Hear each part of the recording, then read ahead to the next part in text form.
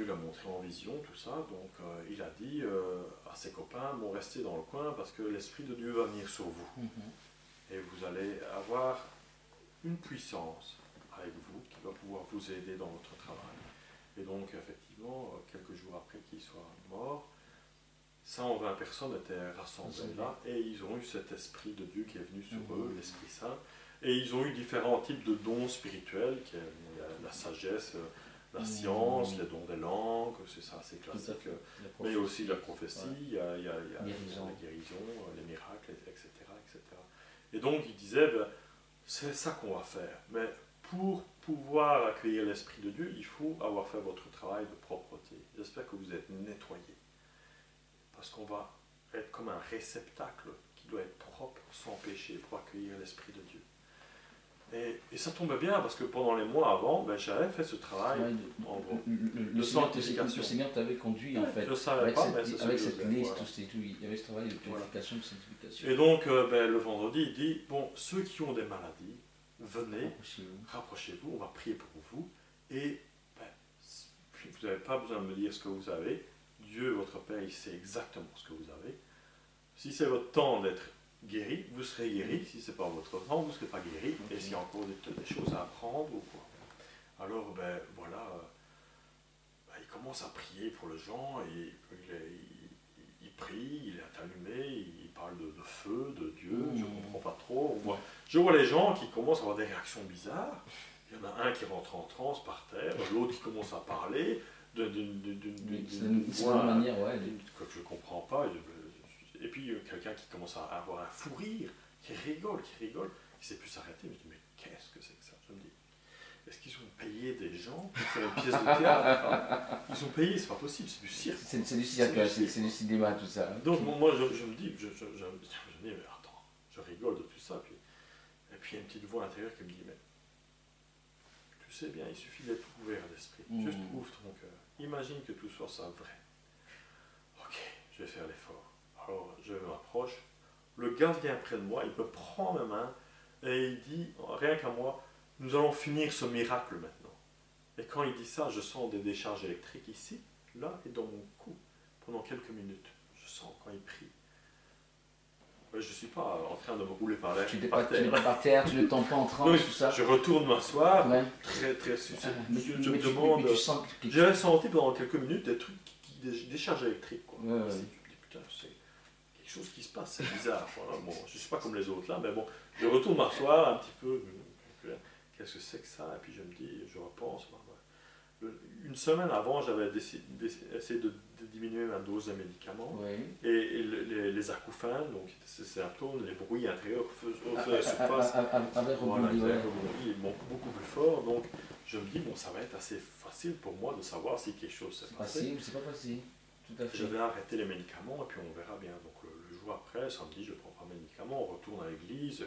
Il y a plus de ce baptême du Saint-Esprit. Et bon, effectivement, on est très relaxé après, on se sent bien, en paix. Mais je veux dire, un petit peu comme le yoga, quand on passe une journée de yoga, on est décontracté et tout ça. Bon, pas plus que ça, mais mon yoga, j'avais pas eu des petits trucs bizarres.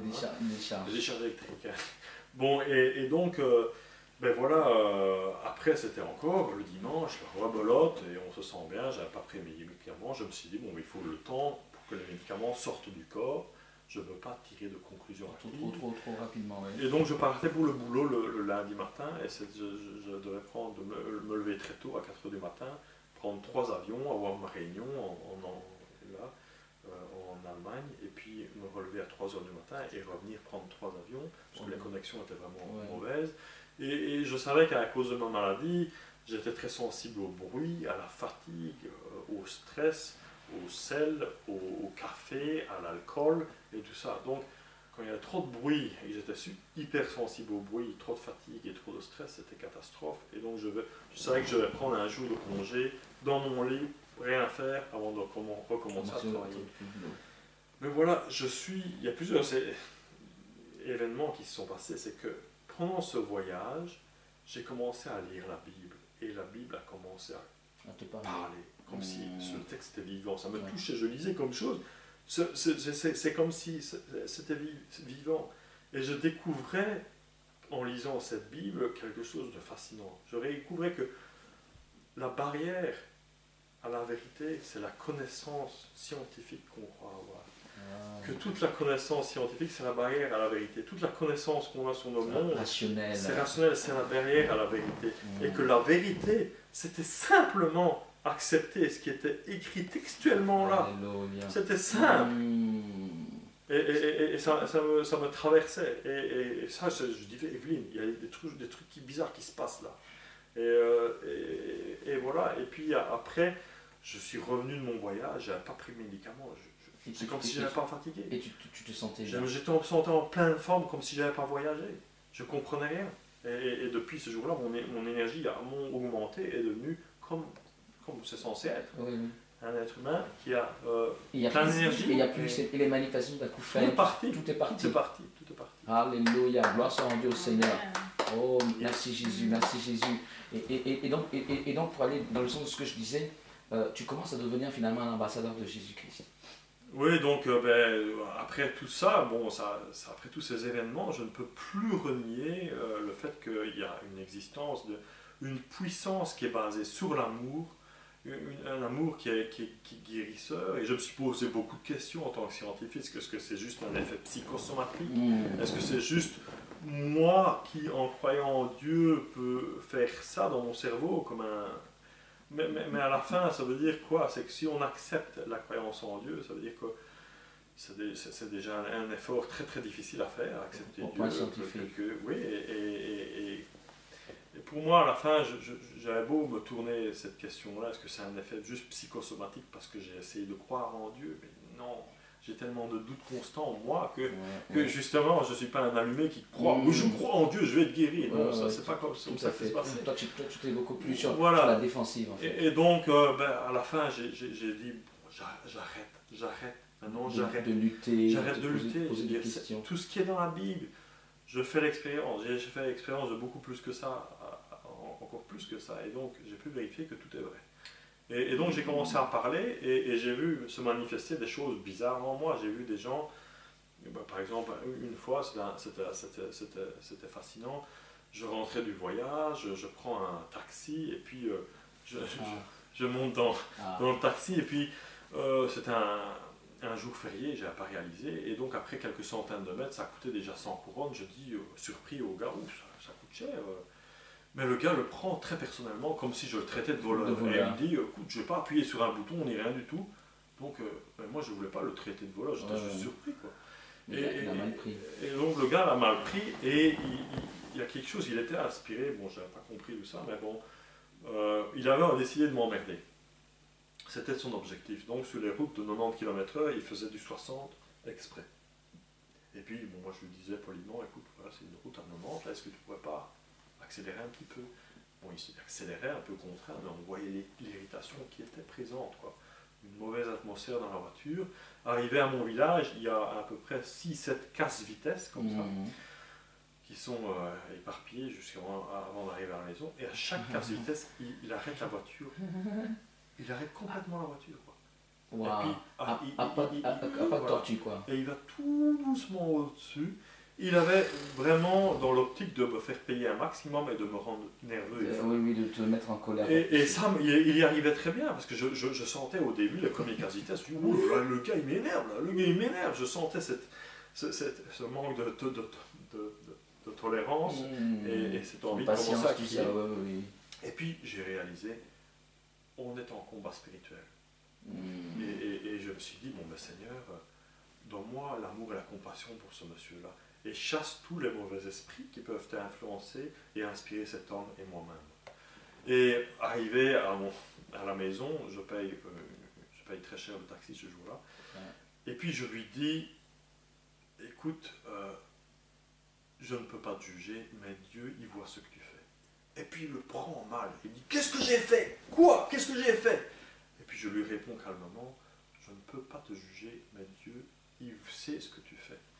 Et quoi? Qu'est-ce que j'ai fait? Qu'est-ce que j'ai fait? Et puis il commence je lui dis, écoute, tu as le Saint-Esprit comme tout le monde. Tu lui demandes, il va te répondre, c'est pas à moi de te le dire. Et puis le gars, il commence à changer d'attitude. Et il commence à dire, aide-moi. subitement. Il me dit aide-moi. Alors moi je ne sais pas ce qui se passe. Celui qui te dit qu'est-ce que j'ai fait, finalement il est en détresse. Il est en détresse. Oui, il est en détresse. Et là, dans son cœur, il te crie au secours maintenant. Oui, aide-moi, aide-moi, aide-moi. Et moi je ne sais pas pourquoi il était là à la place du chauffeur et je tends ma main, je lui touche l'épaule et je lui dis je t'aime. Et il s'effondre. Non, il retire sa ceinture de sécurité, il me saute au cou et il m'embrasse comme ça. Et il ne sait plus me détoucher. Oh là là. Et je ne comprends rien du tout, je ne sais pas ce qui s'est passé. Je comprends qu'il est touché par un amour qui n'est pas de moi. Alléluia. Et je lui dis, ben, Dieu t'aime, Jésus te sauve maintenant. Alléluia. Et le gars, il était là, c'était pendant des minutes qu'on était là. Et comme ça. Evelyne, elle sort de la maison. Elle voit. Elle voit son mari avec le chauffeur de taxi. Ils sont là. Qu'est-ce qui se passe là? Et elle comprend rien. Elle était là toute sortie. Et puis après, on se calme. Moi, je sors. Je comprends pas trop ce qui s'est passé, mais je sais bien que Dieu était en train d'agir. Bon, je prends ma valise, puisque le gars n'est pas en état de m'aider pour prendre ma valise. Il sort du taxi et il me dit comme ça en me regardant, écoute, l'amour que j'ai reçu là, je vais le donner autour de moi. Alléluia. Et c'est à ce moment-là que j'ai compris qu'il a eu l'amour que j'ai reçu moi-même, qu'elle a reçu elle-même, et maintenant il était sur lui et il l'avait reçu. Et voilà, donc l'amour est un outil et une puissance qui est tout contre les mauvaises choses et qu'on croit seulement que ce soit dans le domaine psychologique, mais je sais qu'il y a plus que psychologique, il y a un monde spirituel, parce que bon, quand on comprend l'univers, comme Dieu nous le montre et me l'a montré, m'a touché, qui c'est Jésus-Christ et pourquoi il y a l'univers. Pour moi, c'est très clair maintenant, c'est Dieu qui nous montre c'est qui. Dieu, il est infini en espace, Dieu est infini en temps, il est éternel, il est infini en amour, il est infini en sagesse, il est infini en intelligence, il est infini en énergie, en puissance. Dieu existe. Dieu existe. Au-delà de tout ce qu'on peut croire et ne pas vouloir croire, Dieu existe. Et on va terminer par là. Tu vois, tu travailles dans la recherche et je sais qu'il y a quelques témoignages quand même autour de toi, par le fait que tu parles de Jésus. Comment tu vois que notre Dieu peut impacter une société, une entreprise, une société dans son ensemble? Est-ce que tu crois que justement l'amour du Seigneur par le Saint-Esprit, est-ce que ça peut être véhiculé à des personnes? Une société peut changer, une entreprise ou qu'est-ce que tu penses? Oui, mais effectivement, ce que je vois, c'est quand on applique la parole du Seigneur. D'abord, pour moi, je vais faire un petit dérivé avant de répondre à la question, mais pour moi, c'est d'abord comprendre c'est qui Jésus-Christ, c'est quoi. Pour moi, c'était très difficile pour moi. Et il y a en fait pas longtemps que j'ai vraiment compris dans mon cœur, pas juste en théorie, mais quand je parlais justement de cette description de Dieu, je me suis un petit peu mis à la place de Dieu. Et je me suis dit, ok, imagine si je suis infini en espace, en temps, en intelligence, en énergie, en amour. Et puis je m'imaginais un petit peu tout ça, mais je me sens seul parce que je suis tout seul. Et puis je réalise, mais j'ai la puissance de création. Et je réalise que Dieu, il a créé les hommes pour ça, pour plus être seul non plus, et pour pouvoir exprimer tout ce qu'il est. Et donc je réalise qu'il crée à la fois des êtres spirituels qui sont à son image. Donc ça veut dire que Dieu n'est pas du tout quelque chose d'abstrait. Il est aussi humain que nous, on est divin. C'est ça.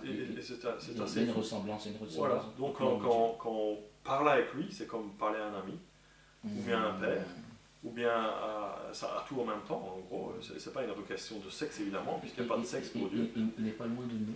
Voilà, il est en nous et on est en lui. Donc il est partout et il est certainement en nous. Il nous inspire. Il nous inspire par les rêves, à l'intérieur. Moi je sens sa présence, par exemple, juste je sens des frissons. Et il me montre, par exemple, à qui je dois parler parfois. Il m'en montre des frissons, viens, parle avec lui.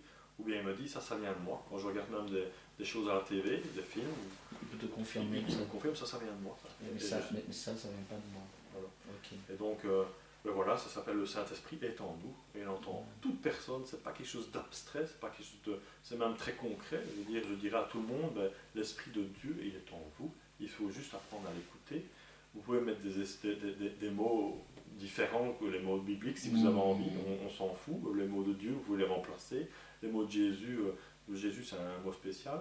Le mot de Saint-Esprit, vous pouvez trouver autre chose, mais vous devez apprendre, c'est quoi? Je veux dire, tout le monde a le Saint-Esprit. Un exemple que je prends toujours, c'est l'exemple très concret. Vous voyez quelqu'un, une vieille dame qui porte des paquets qui sont lourds, il y a une petite voix en vous qui vous dit, va l'aider. C'est la voix de Dieu, l'Esprit Saint, qui est en vous, qui vous suggère. Mais c'est votre libre choix de le faire ou de ne pas le faire, mais vous suggère d'aller l'aider, parce que c'est dans le sens de l'amour. Parce que si vous le faites, vous allez recevoir plus d'amour, la dame va recevoir plus d'amour, autour de tout, ça va être l'amour qui va se multiplier. C'est dans le bon sens, c'est comme ça le royaume de Dieu qui veut qu'on mette sur terre, c'est son amour et c'est sa justice aussi. Chaque homme a une conscience qui lui parle, c'est un petit bout du Saint-Esprit qui lui indique la voie. Mais en tout cas, je tiens à vous remercier. Je sais que ça va dû être très facile, mais de par le fait qu'il fallait rentrer dans tous ces détails, mais c'était hautement nécessaire pour ceux qui nous ont suivis, qui regardent cette vidéo. Et nous croyons que ce témoignage est un témoignage de bénédiction pour beaucoup, par la grâce de Dieu. Nous retenons que tu as eu un parcours très difficile, même tous les deux également, mais le Seigneur Jésus s'est puissamment glorifié dans votre vie. Et je crois que beaucoup, c'est vrai que votre parcours est parfois si complexe que beaucoup peuvent quelque part s'identifier à des petits bouts de votre parcours, et donc cela peut être une grande source de bénédiction pour beaucoup, par la grâce de Dieu. Que le nom du Seigneur soit béni. Je tiens à vous remercier. Alléluia. Amen. Et que la grâce et la paix du Seigneur soient sur tous. Un dernier mot. Oui, mon dernier mot, c'est simplement, moi j'ai découvert vraiment que Dieu existait, il n'y avait pas de doute. Mais ce qui est clair, c'est que ce n'est pas un Dieu passif. C'est-à-dire que pour moi, j'ai toujours douté de tout. J'étais un pécheur, c'est-à-dire que j'ai fait beaucoup de bêtises, et il est venu me pécher, me sauver. Amen. Et que c'est un Dieu actif, c'est-à-dire qu'il suffit d'ouvrir un petit peu votre cœur à la probabilité d'existence de son existence, et puis il fait le reste du travail. Amen. C'est pas vous qui devez vous approcher, suer et prier des heures ou quoi. Non, c'est un Dieu actif, c'est pas un Dieu passif, c'est un Dieu qui existe. Vous allez voir autre part et chercher dans d'autres religions ou bien n'importe quoi. J'ai fait déjà les analyses sur YouTube, je ne vois pas des événements comme ça dans les autres religions. Il y a des événements qui peuvent être... qui peuvent ressembler un peu. Mais c'est pas simplement basé sur l'amour, la délivrance, la paix en soi. Et donc, le mal du siècle qui est le stress, moi je vis très léger. On a 6 enfants, j'ai 15 personnes que j'emploie et je voyage légèrement et je suis béni. Et je sais que Dieu, il est là pour m'aider à mon travail dans les petits moindres détails. Et tu m'expliquais que, en effet, tu vois vraiment la grâce de Dieu se manifester dans ton travail. Il y a la bénédiction de Dieu par le fait que tu suives Jésus-Christ, par le fait que tu sois maintenant un élu de Dieu. Tout a changé dans ta vie. Oui, effectivement, à mon travail, je ne raisonne plus de la même façon. Donc, ça prend du temps, mais quand on donne complètement tous les aspects de sa vie à Dieu, c'est-à-dire c'est difficile. C'est ton argent, c'est difficile ça. Même tes enfants, c'est pas facile ça. Tout est bien, tout toi. Quand on donne tout à Jésus, et en fait, on lui confie tout. Lui, il t'aime tellement et il te connaît tellement qu'il va tout faire pour toi et il va te bénir. Et c'est ce qu'il fait à mon travail. Effectivement, les gens qui viennent à mon travail me guident vers certaines personnes qui sont appropriées, que je dois parler d'eux. Mais il me bénit aussi, même au niveau financier. J'ai eu des bénédictions immenses. C'est un contrat important. Tu sais, j'ai fait un rêve un jour que je vais à un guichet. Et là, je peux demander la somme que je veux. Wow. Et c'est de l'argent qui va être donné. Et je dis, alors le monsieur dit combien vous voulez. Et il sait bien que c'est de l'argent qu'il va donner comme ça, c'est gratuit, quoi. Alors moi je réfléchis, je dis, bon, si je demande 1 million de couronnes, ça va être un peu trop, on peut tomber dans l'excès. Dans l'excès, je ne vais pas demander, mais 500 000 couronnes, ce serait bien, 1 million, ce serait parfait. Parce qu'on a besoin d'acheter une voiture, rénover la maison et tout ça. Et on a 6 enfants en plus, donc c'est pas facile, quoi. Et donc, ben, je reçois un papier du monsieur, et avec la somme que je vais recevoir, mais je ne peux pas voir cette somme-là. Moi j'ai demandé une somme, mais il m'a donné un papier avec la somme que je vais recevoir, et je ne peux pas voir ça. Et puis, ce rêve-là m'a quitté l'esprit, et puis après, ben, par exemple, j'ai eu un prix. Il s'appelle le prix Göran Gustafsson, qui est un prix le plus prestigieux en Suède. C'est avant le prix Nobel, c'est le prix Göran Gustafsson. Mais c'était important de le mentionner, tu as eu ce prix. Voilà, j'ai eu ce prix, et ce prix, c'est aussi de l'argent pour la recherche, 4,5 millions de couronnes, et 250 000 couronnes pour moi. Pour celui qui l'a reçu. Voilà, donc ça c'était une surprise. C'était une surprise, je me dis, bon, ben, ça tombe bien, on en a besoin pour le moment. On a 6 enfants, il faut changer ma petite voiture, là. Hein? Et puis après, ben, Evelyne dit, t'as vu la cuisine, c'est des années 70, et c'est vrai que la cuisine est un peu vieille chez moi. Donc Evelyne dit, il faudra la changer, et puis moi je me dis, je sens à l'intérieur, mais va voir dans un petit magasin là, tout près de Norrköping. Et puis Evelyne, elle sent la même chose. Si on allait voir dans le petit magasin là, et puis une de nos amies qui est chrétienne aussi, elle dit, vous n'irez pas voir dans le petit magasin là? Et puis Evelyne va voir avec sa copine là, dans le petit magasin. Moi je me dis, mais non, c'est un peu des cuisines exclusives, c'est trop cher, c'est trop cher pour nous. Je dis, on est la famille Lidl, comme on dit, donc on est économe. Voilà. Et puis Evelyne va voir, et la cuisine de démonstration qui est là, une fabuleuse cuisine, et ils veulent la remplacer. Elle est à 70% de rabais. Donc 70% sur tout. Non seulement les meubles, tous donc la vaisselle, le surgélateur, le frigo, le four, la hotte, tout est à 70%. Au lieu de 150 000 couronnes, ça coûte 50 000 couronnes. Donc Evelyne me dit, il faut que tu viennes voir. Moi, je prends les dimensions de la cuisine. Je prends les dimensions de la cuisine. Et puis elle passe dedans. Elle passe dans la cuisine. Je comprends plus rien. Je dis, on prend. On prend, je dis, c'est pas normal, mais on prend. Donc voilà. C'est la bénédiction de Dieu. Voilà, on comprend partout, mais dès qu'on fait son travail, dès qu'on se sanctifie, qu'on parle de Jésus, qu'on montre la vérité, qu'on aide les gens qui sont en difficulté, eh bien voilà, il y a des choses qui se passent. C'est pas pour, on ne doit pas travailler pour la bénédiction, ça arrive par défaut quand on fait le travail. Amen, très important. Alléluia. Je pense que vous avez dû voir le changement. C'est vrai qu'on aurait pu aller 1 heure, 2 heures encore, mais naturellement cela allait prendre beaucoup de temps. Mais vous avez pu voir le changement qu'il y a eu en cette personne, et je veux dire en cette personne, en si peu de temps. Aujourd'hui, ce sont des ambassadeurs de Jésus-Christ. Que Dieu vous bénisse. La paix du Seigneur soit sur nous tous. Amen. Et par la grâce de Dieu, à très bientôt au nom de Jésus. Merci. Amen. Shalom.